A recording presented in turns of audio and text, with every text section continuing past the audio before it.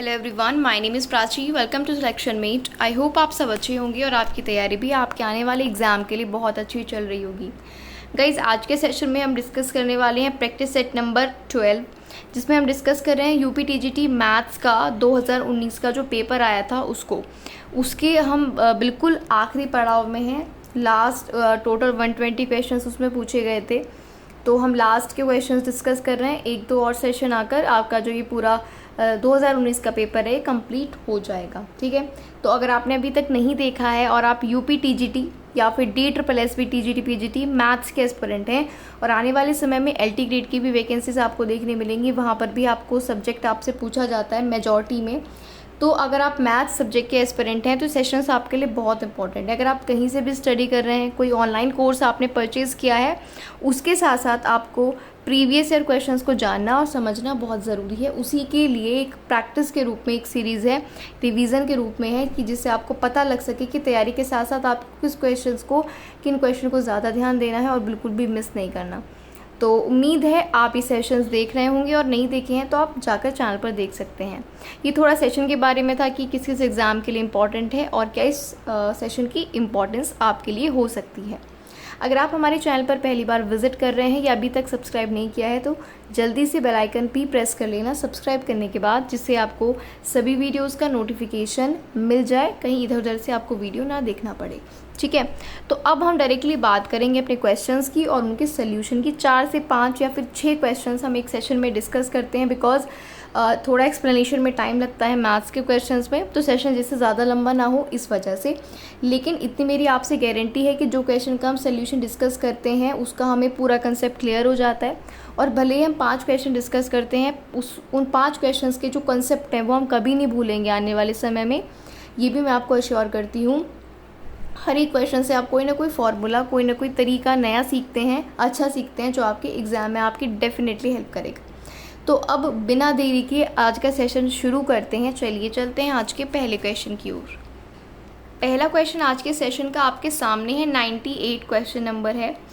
यहाँ पर आपको दिया है, क्वेश्चन कहता है -2 1,0 से एक समतल, ये जो पॉइंट्स हैं इनसे एक समतल पर खींची गई जो लंबवत रेखा है, उस रेखा के बिंदु हैं 1, -2 और 1। तो समतल रेखा का समीकरण या समतल का समीकरण आपको बताना है। क्वेश्चन आपके सामने इंग्लिश में भी है और हिंदी में भी है। तो एक पॉइंट से एक लंबवत रेखा खींची गई है, ठीक है, एक समतल पर, और समतल के जो पॉइंट्स हैं वो भी आपको दिए हैं, और जिस बिंदु से खींची गई हैं वो भी पॉइंट्स आपको दिए हैं।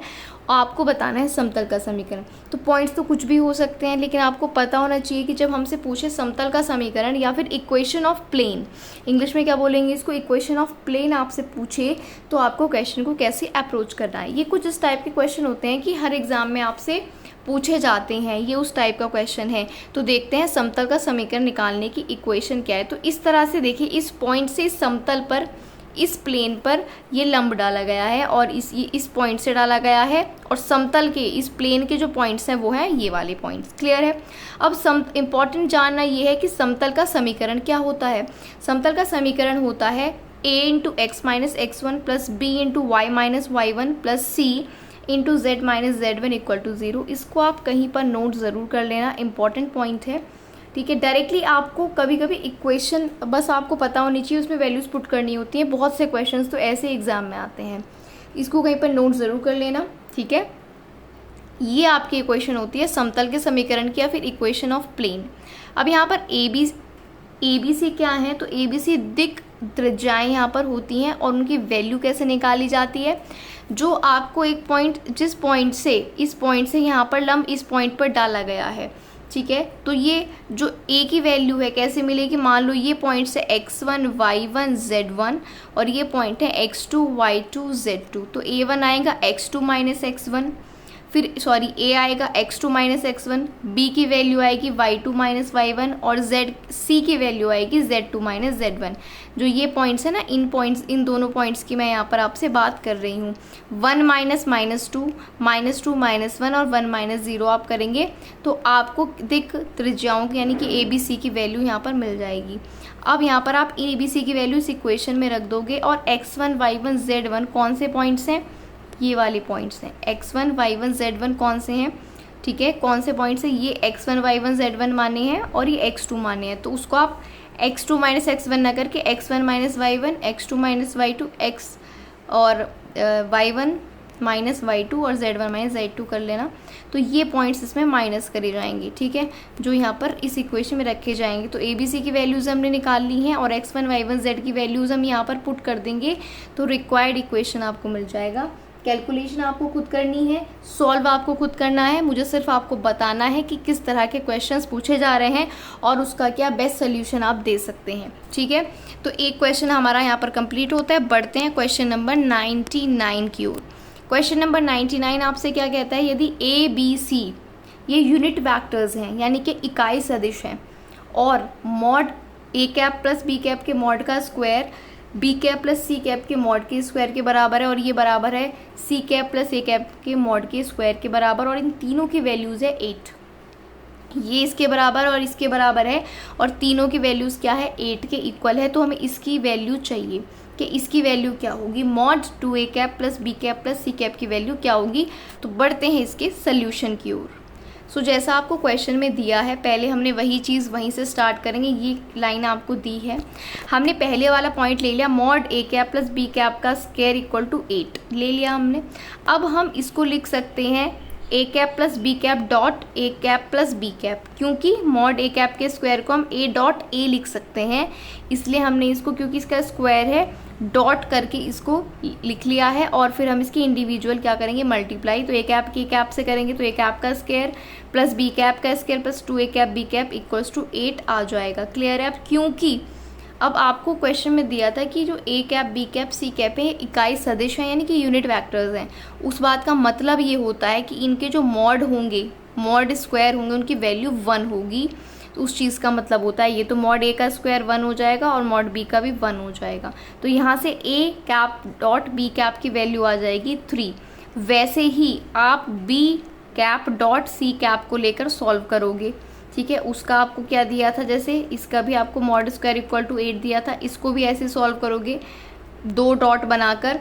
तो वैसे ही similarly B cap C cap के डॉट की वैल्यू 3 आ जाएगी और C cap dot A cap की वैल्यू भी 3 आ जाएगी। तो उससे हमने तीनों की वैल्यू निकाल ली। अब हमें जिसकी रिक्वायर्ड वैल्यू चाहिए उसका हमने स्क्वायर ले लिया। क्या ले लिया, स्क्वायर, जिससे सॉल्व करने में आसानी हो। जब हमने उसका स्क्वायर ले लिया तो उसको भी वैसे ही हम सॉल्व करेंगे जैसे हमने उनके मॉड के स्क्वायर को किया था। इसको हमने डॉट करके लिख लिया है, क्योंकि मॉड A कैप का स्क्वायर को हम A cap dot A cap लिख सकते हैं। वैसे ही इसको डॉट लगा के लिखा और इनकी आपस में मल्टीप्लाई की। कैसे करी, वैसे 2A की पूरी टर्म से करेंगे, फिर B की पूरी टर्म से करेंगे और C की पूरी टर्म से करेंगे, तो ये वैल्यू हमारे पास आ जाएगी। अब एक मॉड A का स्क्वायर, मॉड B का स्क्वायर, मॉड C का स्क्वायर तो 1 हो जाएंगे। क्यों, क्योंकि ये क्या है, यूनिट वेक्टर्स हैं। और A cap dot B cap dot C cap dot E cap की वैल्यू हमें पता है, हमने निकाल ली है, ठीक है। तो ये जो वैल्यूज़ हमने निकाली हैं वो हम पुट कर देंगे A cap B cap dot C cap dot A cap की, और हमें जो रिक्वायर्ड वैल्यू है वो मिल जाएगी और आपका आंसर क्या आ जाएगा, 6। क्योंकि स्क्वायर की वैल्यू हमने निकाली है 36 आई है, लेकिन हमें तो सिंगल वैल्यू चाहिए, सिंगल मॉड की। तो जब इसका स्क्वायर रूट लेंगे तो 6 इसका आंसर आ जाएगा। आई होप कैसे इस क्वेश्चन को सॉल्व करना है ये तरीका आपको आ गया होगा। अगर आपसे आगे ये क्वेश्चन पूछेगा कभी तो आप सॉल्व कर पाएंगे। एक बात मैं हर सेशन में आपसे कहती हूँ, जब भी आप मैथमेटिक्स को पढ़ते हैं, चाहे आप कहीं पर भी पढ़ें, तो कॉपी पेन लेके ज़रूर बैठें, या तो साथ साथ आप क्वेश्चंस को सॉल्व करें, या फिर आप एक बार पहले क्वेश्चंस को देख लें और फिर खुद से उन्हें सॉल्व ज़रूर करें। जब तक आप खुद से सॉल्व नहीं करेंगे आपको कोई भी नहीं समझा सकता है, हर एक पॉइंट को कोई भी क्लियर नहीं कर सकता है। तो आप खुद से भी इन क्वेश्चंस को एक बार ज़रूर सॉल्व कर लें। क्वेश्चन नंबर 100 पर हम चलते हैं। क्वेश्चन नंबर 100 में आपको क्या दिया है, यदि f डैश x की वैल्यू हो gx और g डैश x की वैल्यू हो fx स्क्वायर, तो f double dash x square की वैल्यू क्या होगी। इजी और छोटा सा अच्छा सा क्वेश्चन है। तो देखो इसको कैसे हम फटाफट से सॉल्व करेंगे। ये दो वैल्यू हमें दी हैं, f डैश x की वैल्यू दी है और g डैश x की वैल्यू दी है। तो हमने क्या किया, हमने gx की वैल्यू इसको उल्टा करके लिख लिया, gx equal to f dash x लिख लिया। इसको हमने देखो क्या लिख लिया, यहाँ से gx की वैल्यू क्या लिख ली, f डैश x। तो जब हम g डैश x निकालेंगे तो यहाँ पर डबल डैश आ जाएगा, तो वही यहाँ पर पहली लाइन में लिखा गया है। इस वाली इक्वेशन से हमने जी डैश एक्स की वैल्यू निकाल ली।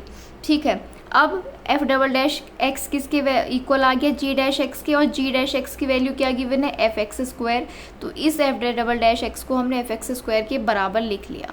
लेकिन हमें यहाँ पर एक्स की जगह क्या चाहिए, एक्स स्क्वायर। तो इसका जब स्क्वायर किया तो ये इसका भी स्क्वायर करोगे तो ये पावर आपकी हो जाएगी 4। क्लियर है, ये क्वेश्चन छोटा सा क्वेश्चन था लेकिन थोड़ा सा दिमाग लगाने वाला था कि इन्हीं इक्वेशन से आपको ये वैल्यूज़ मिल जाएंगे। क्लियर होगा। बढ़ते हैं नेक्स्ट क्वेश्चन की ओर। नेक्स्ट क्वेश्चन आपका टाइम एंड वर्क से है कि ए और बी एक साथ काम करते हुए किसी काम को एक्स दिन में पूरा कर सकते हैं। अगर आपने कोई भी कॉम्पिटिटिव एग्जाम पढ़ा है तो ये क्वेश्चन आपके लिए बहुत इजी है, आप आराम से कर पाएंगे। फिर भी इसको हम एक बार डिस्कस कर लेते हैं। ए और बी अगर साथ में मिलकर काम करते हैं तो वो एक्स दिन में काम को पूरा कर लेते हैं। वही काम अगर ए करेगा तो वो x + 2 दिन में पूरा करेगा, और वही काम अगर बी अकेला करेगा तो x + 8 दिन में पूरा करेगा। तो वो x क्या है, x की वैल्यू आपसे पूछी है। तो चलिए इसका सोल्यूशन देख लेते हैं फटाफट से।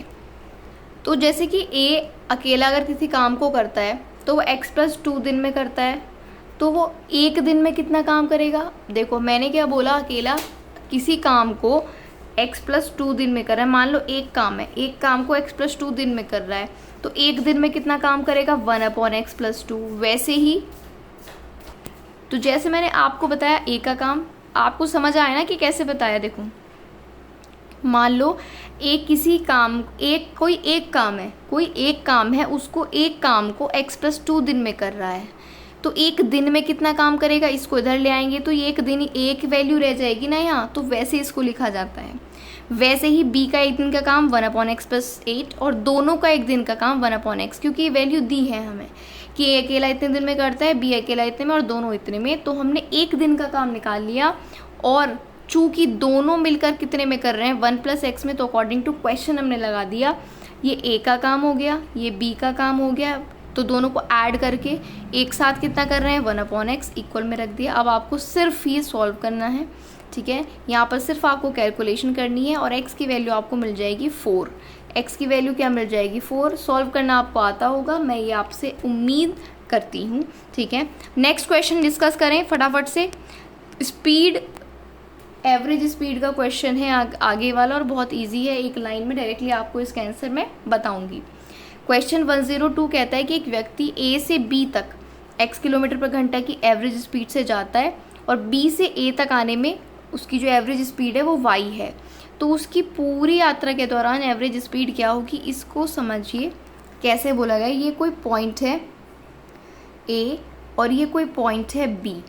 A से B तक जब वो इधर से इधर जाता है तो उसको लगता है x किलोमीटर/घंटा, लेकिन जब वो B से A की तरफ आता है तो उसको लगता है y किलोमीटर/घंटा। तो पूरे यात्रा में उसकी एवरेज स्पीड कितनी है, ये एक फॉर्मूला है जो कि आपको डायरेक्टली याद रखना है। उसकी एवरेज स्पीड होगी 2xy/x + y। इसको आपको सॉल्व करने की बिल्कुल भी ज़रूरत नहीं है, सॉल्यूशन भी इसका गिवन है, लेकिन आप इसको ऑप्शन नंबर बी डायरेक्टली याद रखिएगा। ऑप्शन नंबर बी इसकी एवरेज स्पीड होगी।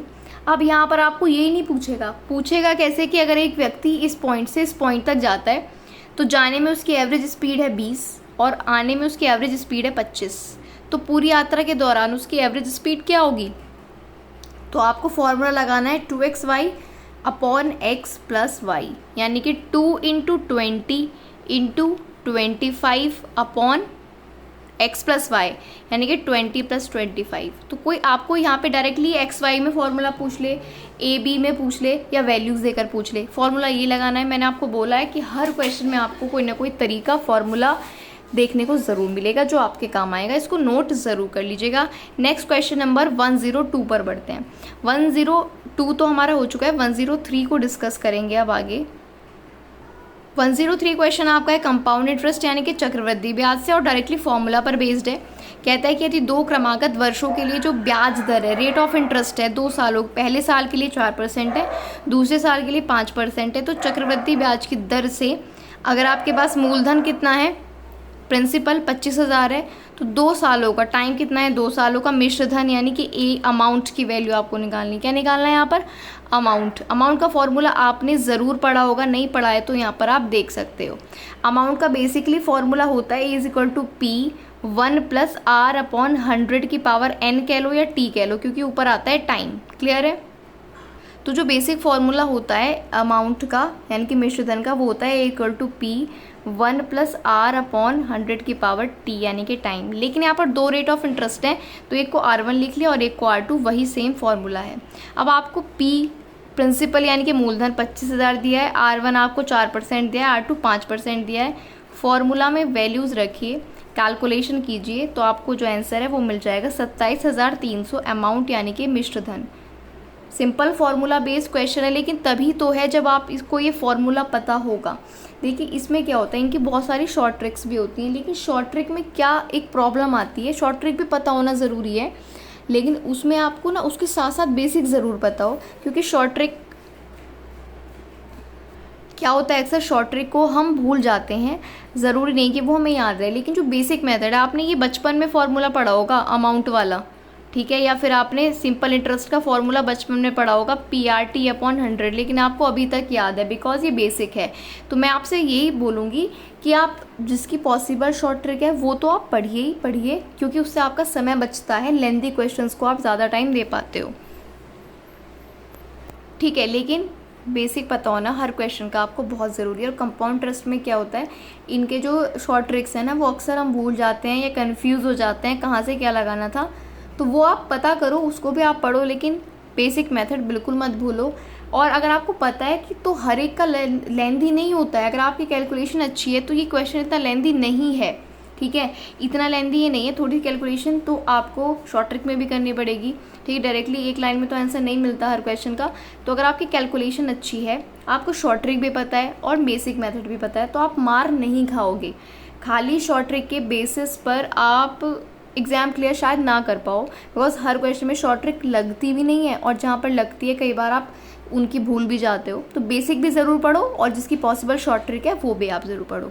चलो अब नेक्स्ट क्वेश्चन करते हैं, इसको आई होप आप सॉल्व कर पाओगे, क्योंकि हर सेशन के बाद आपको जितने हम 4, 5 या 6 क्वेश्चंस करते हैं वो ज़रूर सॉल्व करने चाहिए, तभी आपकी अच्छी प्रैक्टिस हो पाएगी। नेक्स्ट क्वेश्चन नंबर 104 है, ये आपका स्टैटिस्टिक्स से क्वेश्चन है।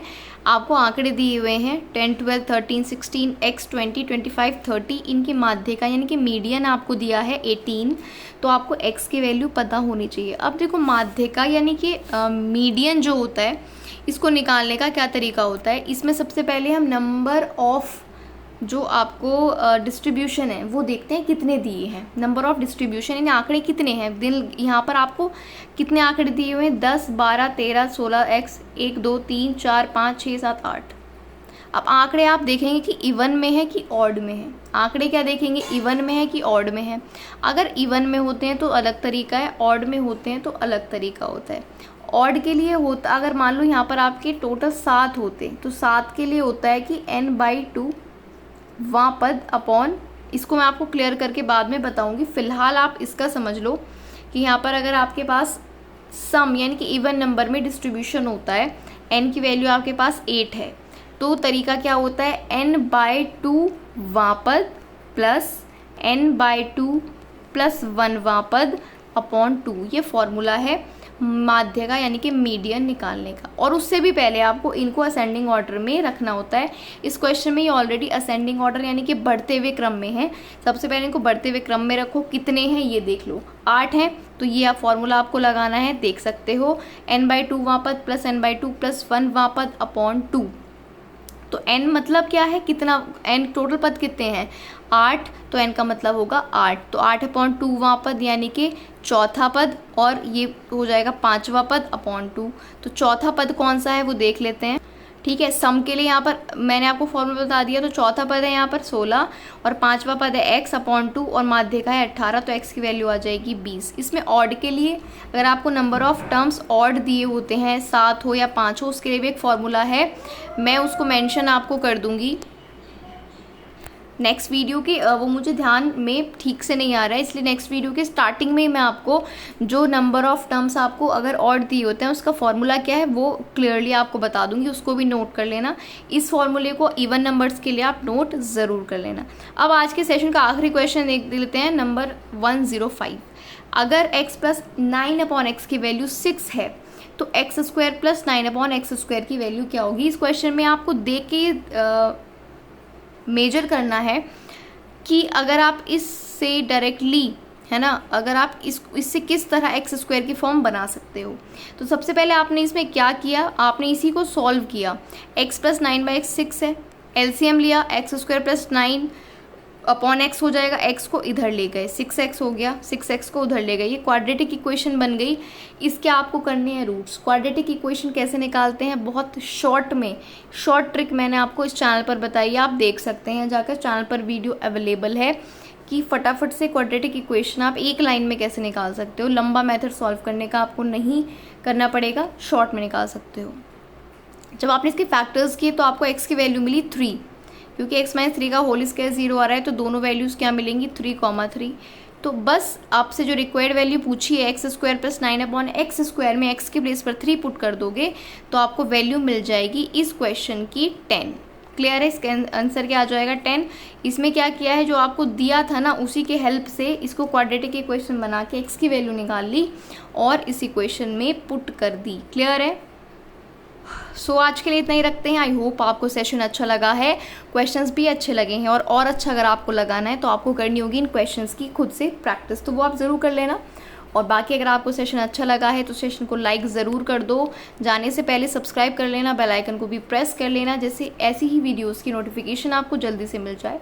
और जाने से पहले अगर आपको वीडियो अच्छा लगा है तो अपने जो स्टडी ग्रुप्स हैं फेसबुक पर, व्हाट्सएप पर या टेलीग्राम पर, उनमें आप इस वीडियो को जाने से पहले एक बार इसका लिंक ज़रूर शेयर कर दें। ठीक है, मैं आपसे उम्मीद करती हूँ आप इस वीडियो को ज़रूर शेयर करेंगे, जिससे एटलीस्ट ज़्यादा से ज़्यादा लोग इस वीडियो को देख पाएँ। थोड़े से जितने लोग अब इस वीडियो को देखते हैं कुछ और लोगों तक ये वीडियो पहुंच पाए, बस आपसे यही मैं रिक्वेस्ट कर सकती हूँ। बाकी अपनी पढ़ाई लगातार करते रहिए, एग्ज़ाम बहुत जल्द देखने को मिलेंगे, जो नोटिफिकेशंस रह गए हैं वो भी जल्द देखने को मिलेंगे। अपनी तैयारी आप पूरी रखिए, पढ़ते रहिए। मिलते हैं नेक्स्ट वीडियो में, आज के लिए इतना ही रखते हैं। Thank you for watching the video.